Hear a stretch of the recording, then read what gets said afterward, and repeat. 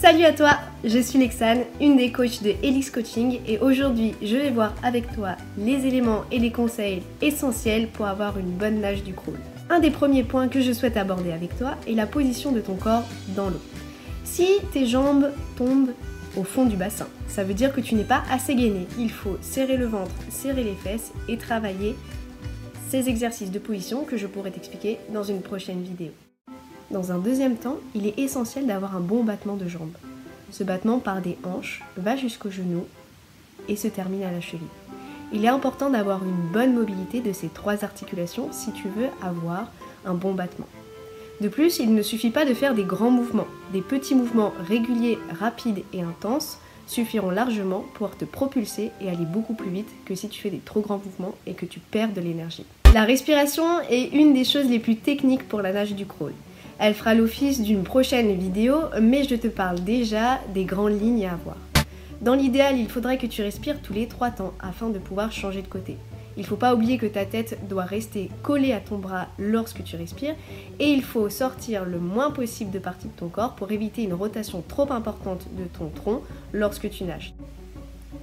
De plus, il est important de souffler tout ton air quand tu as la tête dans l'eau, car si tu reprends de l'air et que tu n'as pas tout soufflé, tu vas vite avoir des points de côté. Ok, maintenant on va attaquer la technique des bras et du haut du corps qui pour moi sont essentiels pour une bonne nage du crawl et qui sont détaillés dans cette partie de la vidéo.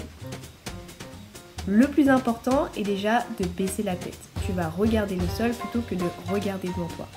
Tu vas du coup rester dans un même axe. Tu peux par exemple regarder un carreau pour le suivre et rester dans une ligne droite. Une notion est importante, c'est la notion de nager à 10h10. C'est-à-dire, trop de nageurs nagent les bras sur une même ligne et ils ont tendance à croiser leurs membres supérieurs et à créer une nage justement qui ne va pas droit. Dans l'idéal, c'est que tu vas écarter les bras à 10h10 et tu vas toujours nager dans ce même axe. La prise d'appui au niveau de ta main est très importante. Il faut serrer tes doigts. Trop de nageurs ont tendance à nager les doigts écartés. La prise d'eau est bien sûr beaucoup plus minime et ta technique est moins belle. Si on décortique le mouvement, l'entrée dans l'eau se fait grâce à ta main qui est en avant.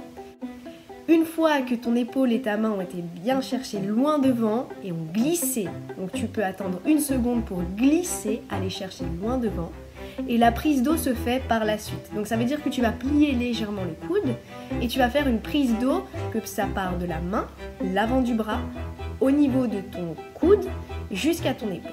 Et cette prise d'eau est très importante. Comme tu vois, il y a une légère flexion du coude qui est essentielle pour faire une prise d'eau assez conséquente pour justement aller plus vite.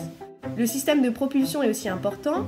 Dès lors que ta main arrive au niveau de ton regard, tu vas chercher à propulser ton corps grâce à la prise d'eau. N'oublie pas la propulsion finale qui est la propulsion là où ta main va rejoindre la cuisse. Il est important que tes mains ne croisent pas sous ton ventre, sinon ton haut du corps risque de faire des rotations inutiles et perdre de l'énergie. Lorsque ton bras sort de l'eau, il faut imaginer que ton coude est rattaché à une ficelle qui te tire jusqu'au plafond. C'est-à-dire que ton avant-bras est libre et c'est uniquement ton coude fléchi qui va venir te propulser à l'extérieur de l'eau. Voilà, j'espère que je t'ai donné les bases d'une bonne technique en crawl. Cependant, je n'ai pas tout détaillé et je n'ai pas donné des exercices en plus qui pourraient améliorer ta technique de nage en crawl. Je t'ai expliqué uniquement quels sont les points essentiels par rapport au mouvement et dans une prochaine vidéo ou lors d'un de nos coachings, je pourrai te montrer des exercices qui t'aident à progresser dans ta technique de nage. À bientôt!